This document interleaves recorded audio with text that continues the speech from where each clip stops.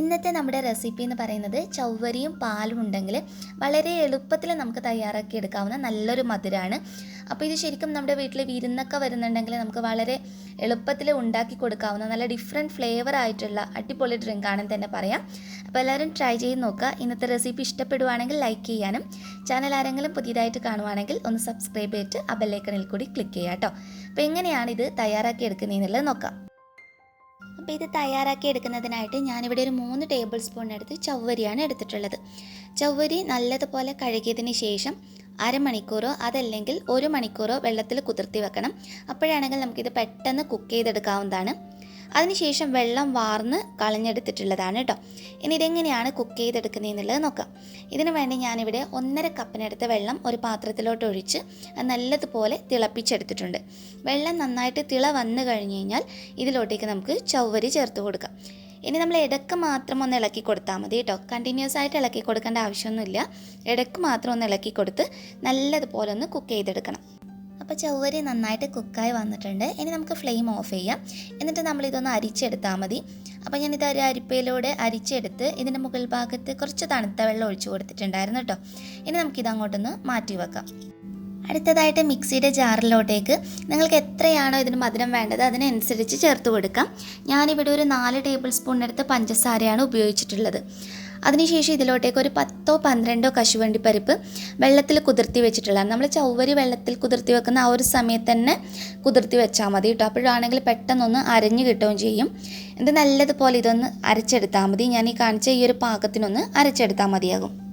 അടുത്തതായിട്ട് ഒരു പാത്രത്തിലോട്ട് ഒരു 400 ml പാലാണ് ഞാൻ ഉപയോഗിച്ചിട്ടുള്ളത്. ഫുൾ ക്രീമായിട്ടുള്ള പാല് തന്നെയാണ്. അതായത് നമ്മൾ പാലിനകത്ത് വെള്ളമൊന്നും ചേർത്തിട്ടില്ല. ഫുൾ ക്രീമായിട്ട് ഉപയോഗിക്കുമ്പോഴാണ് അത് നല്ല ടേസ്റ്റ് ഉണ്ടാകുക. ഇനി ഈ പാല് നല്ലതുപോലെ ഒന്ന് തിളപ്പിച്ചെടുക്കണം. പാല് നല്ല തിള വന്നു കഴിഞ്ഞാൽ മാത്രം നമ്മൾ നേരത്തെ അരച്ചു വെച്ചിരിക്കുന്ന കശുവണ്ടിപ്പരിപ്പും പഞ്ചസാരയും കൂടിയുള്ള ഒരു മിക്സ് ഉണ്ടല്ലോ, അത് ഈ ഒരു സമയത്ത് വേണം ചേർത്ത് കൊടുക്കാൻ വേണ്ടിയിട്ട്, തിള വന്നതിന് ശേഷം. ഈ ഒരു മിക്സ് ചേർത്ത് കഴിഞ്ഞാൽ പിന്നെ ഒത്തിരി സമയം നമ്മൾ തിളപ്പിച്ച് കുറുക്കിയെടുക്കേണ്ട ആവശ്യമൊന്നുമില്ല. എല്ലാം നന്നായിട്ടൊന്ന് മിക്സ് ചെയ്ത് യോജിപ്പിച്ചെടുക്കണം. നന്നായിട്ട് യോജിപ്പിച്ച് കഴിഞ്ഞ് കഴിഞ്ഞാൽ ജസ്റ്റ് ഒരു ചെറിയ തിള മാത്രം വന്നു കഴിഞ്ഞാൽ മതി. അപ്പോൾ തന്നെ നമുക്ക് ഫ്ലെയിം ഓഫ് ചെയ്യാവുന്നതാണ്. ഇതിപ്പോൾ ഞാൻ നന്നായി മിക്സ് ചെയ്ത് യോജിപ്പിച്ചെടുത്തിട്ടുള്ളതാണ്. ഒരു ചെറിയൊരു തിള വന്ന് തുടങ്ങിയിട്ടുണ്ട്. ഇനി നമുക്കിത് ഫ്ലെയിം ഓഫ് ചെയ്തിട്ട് ഒരു പാത്രത്തിനകത്തോട്ടേക്ക് ചേർത്ത് കൊടുക്കാം. അപ്പോൾ മുഴുവനായിട്ട് ഒരു ബൗളിനകത്തോട്ട് ചേർത്ത് കൊടുത്തതിന് ശേഷം നമ്മൾ നേരത്തെ കുക്ക് ചെയ്ത് വെച്ചിട്ടുള്ള ചവ്വരി ഉണ്ടല്ലോ, അത് ഇതിനകത്തോട്ടേക്ക് ചേർത്ത് കൊടുക്കണം. ഇനി നമുക്ക് ഇഷ്ടമുള്ള ഫ്ലേവർ ഉപയോഗിക്കാം. ഒന്നുകിൽ നിങ്ങൾക്ക് ഏലക്കപ്പൊടി വെച്ചിട്ട് തന്നെ ചെയ്യാം. അത് സാധാരണ സിമ്പിളായിട്ടുള്ളൊരു ഫ്ലേവറിൽ അങ്ങനെ വേണമെങ്കിൽ ചെയ്തെടുക്കാം. അതല്ലെങ്കിൽ ഞാനിപ്പോൾ 2 പാത്രത്തിനകത്തോട്ട് മാറ്റിയിട്ടുണ്ട്. സാഫ്രോൺ മാത്രം ചേർത്ത് കൊടുക്കാം. നമ്മുടെ കുങ്കുമപ്പൂ അഥവാ സാഫ്രോൺ ഉണ്ടാകുമല്ലോ, അത് മാത്രം ഉപയോഗിച്ചിട്ട് വേണമെങ്കിൽ അങ്ങനെ ചെയ്യാം. ഏലക്കപ്പൊടി മാത്രം അല്ലെങ്കിൽ സാഫ്രോൺ മാത്രം. ഇപ്പം ഞാൻ ഇതിനകത്ത് 2-നകത്തും ഡിഫറെൻ്റ് ആയിട്ടുള്ള ഫ്ലേവേഴ്സ് തന്നെ കൊടുക്കുന്നുണ്ട്. ഒന്നിനകത്ത് നമ്മൾ ഉപയോഗിക്കുന്നത് റോസ് സിറപ്പാണ്. അപ്പോൾ ഹോം മെയ്ഡായിട്ട് എങ്ങനെയാണ് റോസ് സിറപ്പ് ഉണ്ടാക്കിയെടുക്കുന്നതെന്നുള്ള വീഡിയോ നമ്മൾ ഫലൂദക്കകത്ത് കാണിച്ചിട്ടുണ്ടായിരുന്നു. ലിങ്ക് ഡിസ്ക്രിപ്ഷൻ ബോക്സിനകത്ത് കൊടുക്കാം കേട്ടോ.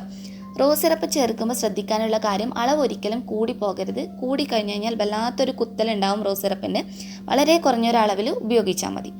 അടുത്തതിനകത്ത് ഞാൻ നമ്മുടെ ടൈഗറിൻ്റെ പിസ്ത എസൻസ് ഉണ്ടല്ലോ, നാട്ടിൽ നിന്ന് നമ്മൾ കേക്കിനൊക്കെ അല്ലെങ്കിൽ നമ്മൾ ഡ്രിങ്ക്സ് ഒക്കെ ഉണ്ടാക്കുമ്പോൾ ഉപയോഗിക്കുന്ന എസൻസ്, പിസ്ത എസൻസ് ആണ് ഉപയോഗിച്ചിട്ടുള്ളത്.